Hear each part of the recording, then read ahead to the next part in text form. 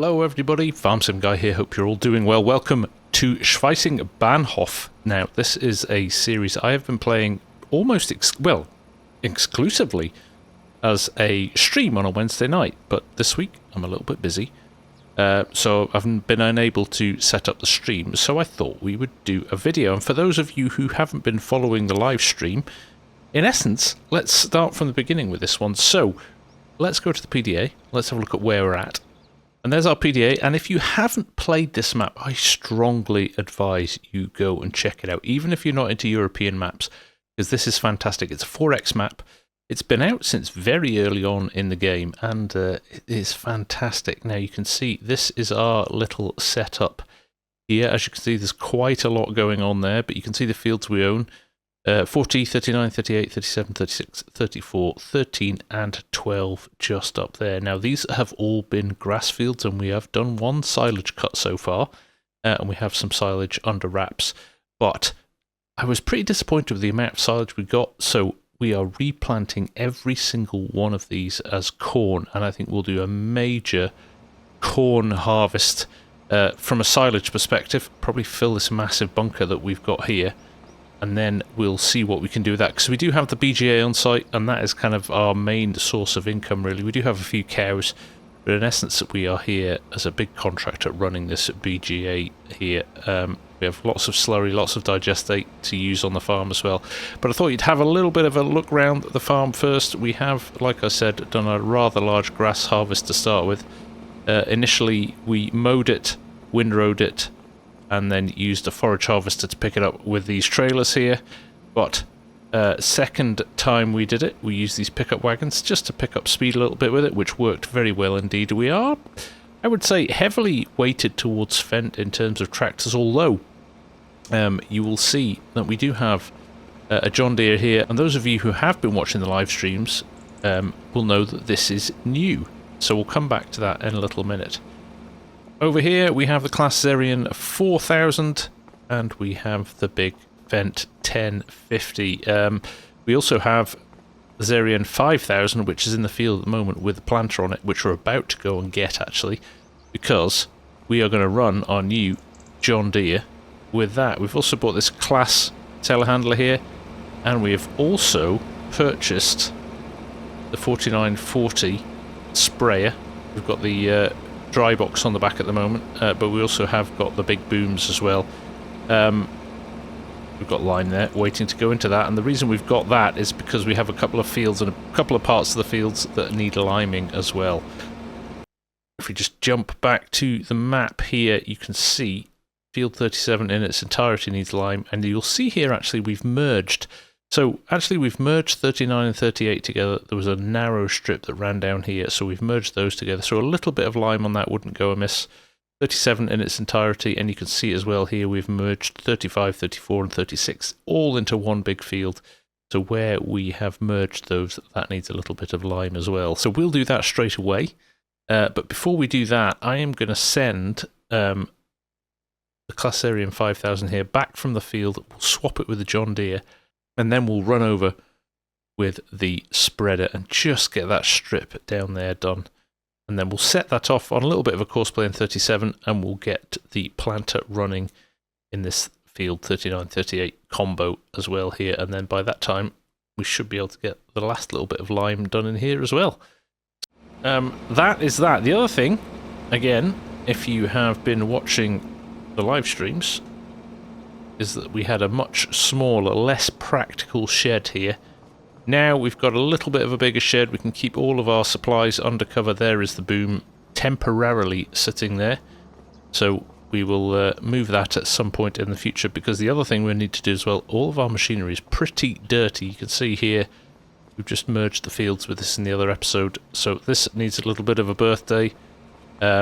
All of the stuff over there, not as dirty as we've got here, but we do have a pressure washer over here, and we just need to start putting some stuff in sheds. We've got a lot of empty shed space here. Now these doors aren't particularly high, so we need to just be mindful about what we can fit in the sheds and what we can't. I think we're good. We did have a Horsch Joker 8, which was much higher than this, which wouldn't go in the sheds, but I have since sold that.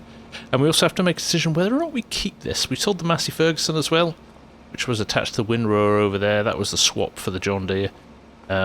Somebody gave me a hard time for using a John Deere planter without a John Deere tractor, so we're going to rectify that in this episode, and maybe a decision as to whether or not we keep this, although this could be good for grass mowing as well. I do want to think like we'll expand the farm at some point, and there is a lot of grass on this map. It is definitely a silagey map, so jury's out on that one. We just bought this at the end of the last episode,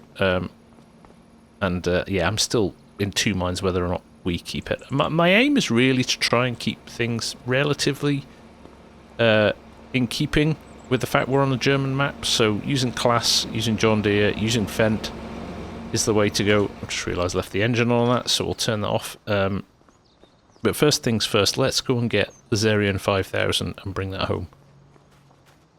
And here she is. This has probably been the revelation of this series. I am not one to use Class tractors very often. The 5000 Anniversary Edition is an absolute beast of a tractor. It was running really well with the seed and planter. I'm concerned that this new John Deere might not be big enough. We've got loads of stuff left in this. So let's run this back to the farm. This is actually our tractor that we use for levelling. I can't even get out of there. There we go, we can get out of here. This is our tractor we use for levelling, as you can see. Loads of weights on the back of it. Dual wheels. It weighs a ton, this. So probably not the most practical tractor to be running a planter with. And we've got the nice floaters on the John Deere, so they'll maybe keep it a little bit more on top of the soil rather than crushing it down into the ground. But again, another dirty tractor that we need to wash, so we'll park this by the pressure washers. Probably the first thing we'll wash when we get around to doing that later. But first and foremost, let's go and get some lime on those fields. I have to admit we did invest in a telehandler as well, for practical reasons. They do work very well with the big bags, the telehandlers, so I didn't have a big bag. I thought I'd buy a more practical front loading fork for this, because this can be used for different things, and it will pick up a couple of big bags quite comfortably as well. So let's see how many of these we can fit in. 2. There we go.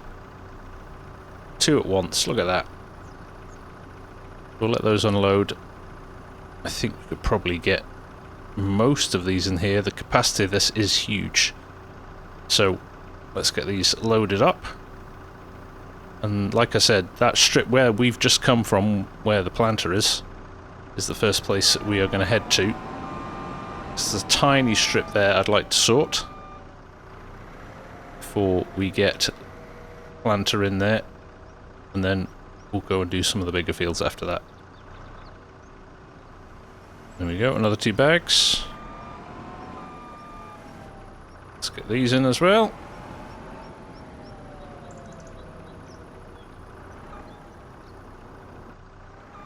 Now, interestingly, we've barely touched the sides yet. Look at that. I think we could easily fit another... In fact, we could go for all 4. Let's try and load up all 4 of these. I think we've got enough length on the forks to be able to do that, if we can get them in the right spot. There we go. 3, 4. 4 big bags. We're going to have to pull back on the telehandler extender there. That is going to cause nothing but trouble. Now, can we get them over the side without tipping the telehandler? Let's give it a go. It is going to be touch and go, this, I think. But where there's a will, there's a way. There we go. 4 bags at once. Now we're talking. Right there, done. Let's roll this over here, just out of harm's way. Let's go and spread some lime. Now, I am using the brilliant new Adjust Spray Levels mod, and you can see there, lime per second usage. We've dropped that down quite a lot. It is soul-destroying how quickly you get through lime. So, in the absence of any precision farming yet, which we know is coming soon, we are going to just apply a little bit less than we maybe necessarily would have done if we just left it at the base game settings. I'm kind of hoping what we've got here might get us through all of the stuff we need to do in one go. If not, we'll have to buy some more lime. But if we can do it, all the better. Now this little bit here, if I'm being honest, I probably didn't need to do, but we're here and we'll do it. So kind of up in the corner here, we will start things just here and run down to the bottom of the field. The spread on this is huge, so conscious we're going to put this everywhere if we're not careful. But there we go. Still ticking down pretty quick there. But where these fields used to overlap, just here, you can see that little strip there, that little line, straight down the field. That will just cover this off.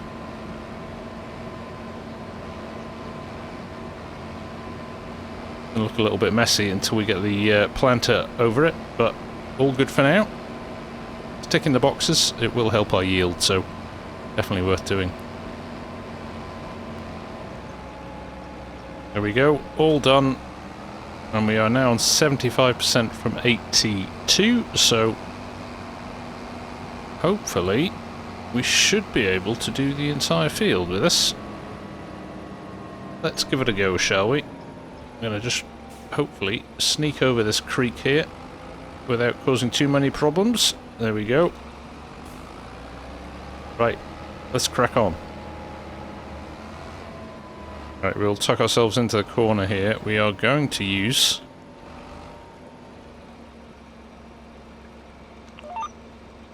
the very brilliant vehicle control add-on. And off we go. And this will give us a good idea of how many rows we need to do to get this finished. There we go, we'll just get lined up there. And off we go. Like I said, I probably... What do we think now? We've done 2, probably another 4. And we'll be done. And as you can see, the lime ticking down relatively slowly there. So we'll definitely have enough to cover all the bits we need to, which is awesome. But here we are already on the last little section. That's taken no time at all, which is awesome. Close this corner off here. Hopefully we don't miss that little bit. We do. Let's just go back and get that. We have got plenty in the tank still, so just cover that up and then we know the whole field is done. Brilliant. Right. Over to the last little section and then we can get in here with the planter. In fact, just as we run to the area that needs liming, I'm going to go and get the 8R. Going to get that set up before we kick off here. Look at the ground depth though. We're quite heavy, even with these big floater tyres. I was going to put the narrows on. I can't imagine how much they'd cut into the ground. Right, let's go and get the John Deere. Right, here we are. Very rare this to find on a German farm. It is a US spec tractor with the LSW wheels. We had to import this from the US. JHG's fantastic mod, and let's see, it's got the uprated engine in it. Let's see if it's got enough to run this rather big planter that we're running. But to keep all the John Deere purists happy, we are now running a John Deere planter with a John Deere tractor. So no more hate in the comments, please. Right, here we are, and as you can see, I think the floaters are causing less deformation than maybe the sprayer was. We'll see. But for now, let's get everything hooked up. Hopefully we've got enough weight over the front. I think we are alright. I am going to start on probably the internals, then finish on one border is such a big planter that probably only one headland is required. Let's see once it opens. Let's remind ourselves once it opens. Now, I think we can get through the whole field without needing a refill on this as well. No, I'm going to go 2 headlands just to be safe. Right, let's bring up courseplay. Courseplay fieldwork we've got, it's slightly odd shaped here, but let's go with 2 headlands. We are going to start work in the centre. Don't need anything else, no rounded corners at all. We're going to try and make this work properly. Clockwise, headland overlap, up and down, generate fieldwork. Of course, let's see what it gives us.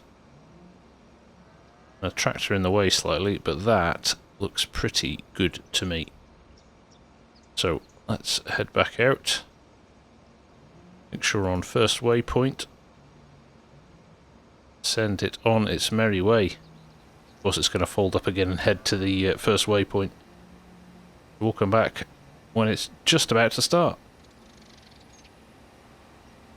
Right, here we are at the start point. You can just see it down in the mini-map in the corner there. We'll get this unfolded and we'll send it on its merry way. For it to fire up and lower down, and there we are planting corn. And I was slightly worried about the amount of horsepower needed of this, but he is absolutely laughing at that, isn't he? Look at him go. Brilliant. So we'll just leave that to run. We'll go and finish our little bit of liming, and then we'll come back and see how they are progressing. Right, here we are back in the spreader, and as you can see, it has very kindly marked where we need to go. This is where we merge the fields together, so this is where it needs a little bit of extra help in the soil. So we'll whip round and get this done quickly. Dumping a lot of lime in the water there. Hopefully that's just a drainage ditch for these fields, and we don't have to worry too much about it. See the ATAR over there pulling the seeder, very planter, should I say, very efficiently.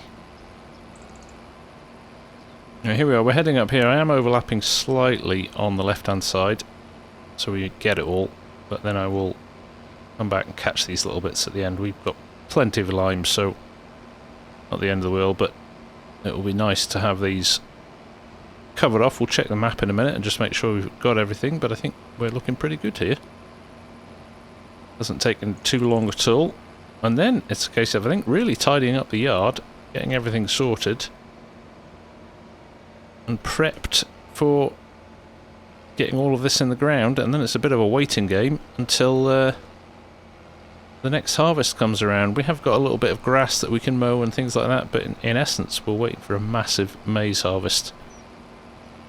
And I am going to be doing a multiplayer stream on this map soon. I want to get a bunch of the channel members together, and we're going to do a massive harvest on this. So stay tuned, more info coming on that very soon. I just need to get organised and get it set up, really.